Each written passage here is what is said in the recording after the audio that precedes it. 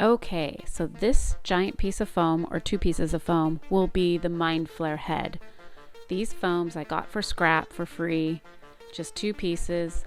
I was going to join them together with some barge cement and a PVC pipe, so I just cut a hole there and I shoved the pipe in there, and then I added the other piece of foam onto there. That way it was, nice and secure.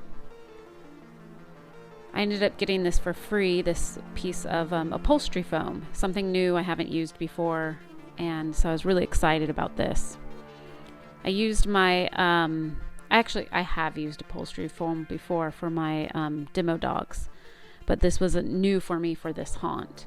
I used my turkey carver, my carving knife, to carve it all out, and then once after I carved it, I just decided to start shaping it a little bit more so it would look like the Mindflayer head.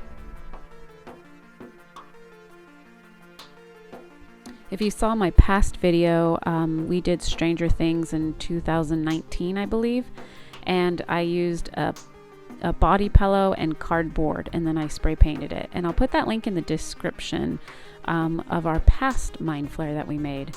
This one, I needed it to be a little bit more sturdy because we were actually going to animate it. It was going to be an animatronic. So I used leftover foam that I cut off, and I glued that on with the barge cement and used some weights and let it sit for, I think, overnight. And then once that sat there overnight, I went back and I carved it again. Kind of looked cool.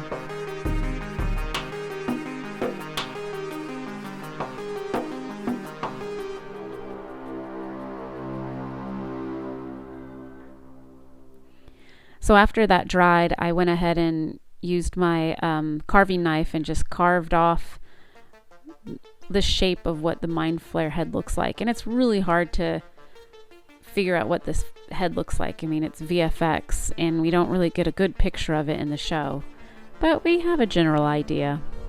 All the cracks that you see, I ended up using spray foam and just shoved it in those cracks. And then I shaved that off as well.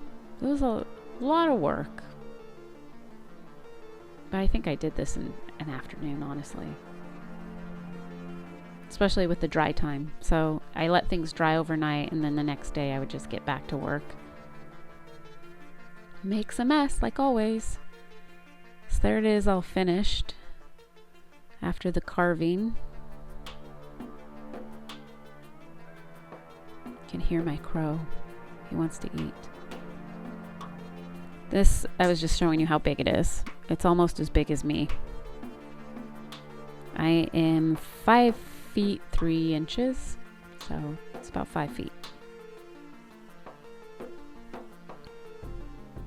And the next step was to secure a mechanism that the machine could hold so it can move. I do not know the right terms for this. Anyways, I used PVC pipe and some other different pipes. I cut a hole in there. I used wire. I did glue, barge cement. I used spray foam. I measured it so that when you mounted it, it would be very secure. There it is, drying. It was actually, you could just throw this thing around. It was great. It was very strong.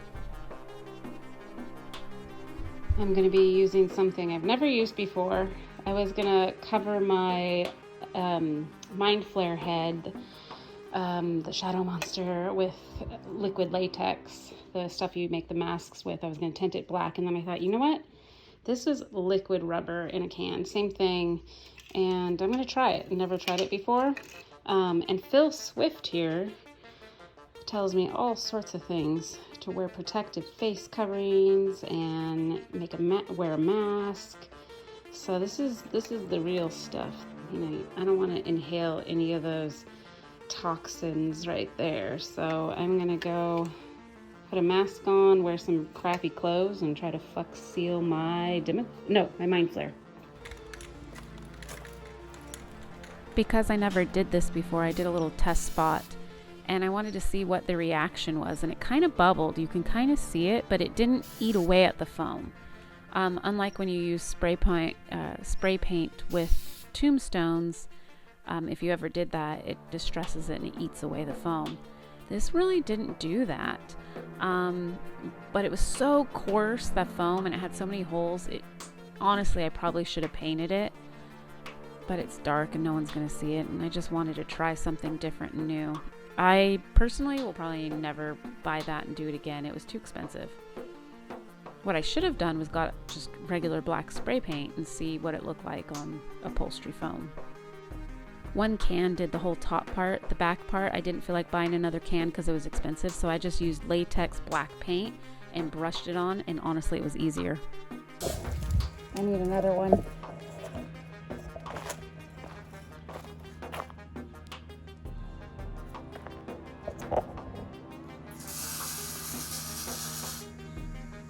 So this is spray foam, this is upholstery foam.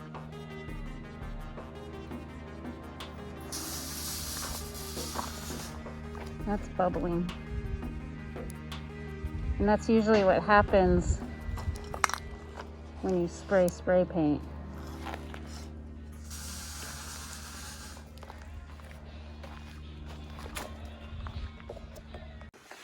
All right, there is the Mindflayer head I made, which is still not finished and ugly. It's a work in progress. And then Grant is going to attach a motor to it. So in the haunt world, we try to use what's cheap, you've seen our videos, you know what we're working with here. This is an old 12-volt motor, very similar to a wiper motor, but this was actually off of a step off our old RV, and the controller went bad, but the motor's fine. So the cool thing about this one is it's actually attached to a gearbox with a reduction gear in it, so that might actually be our benefit. But so I'm going to try to repurpose this and use some scrap metal that I have around the shop, just trying to come up with a way of making this head move the way we want it to. It kind of adds a little extra effect to the kids if it's, instead of it just being static, if it actually follows them or looks around. So we're going to try. We'll see if it needs to, what it needs to make it work, and I'll throw a rheostat on it if I need to slow it down a little bit more. But it's just a little 12-volt motor, and if this doesn't work, I'll just go get a wiper motor for super cheap and rock that. Cool. All right.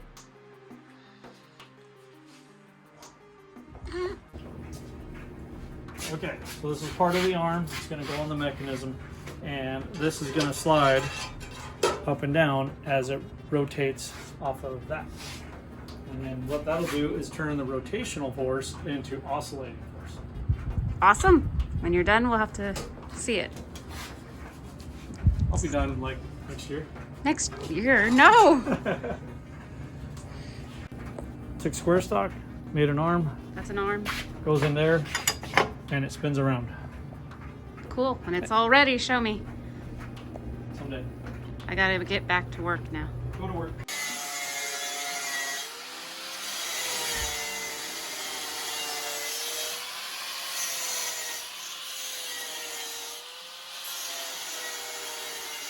So this guy, we have these plastic pieces so it breaks away if it hits anybody. And then... Okay, you can put the pipe through the hole. You got this. Yeah.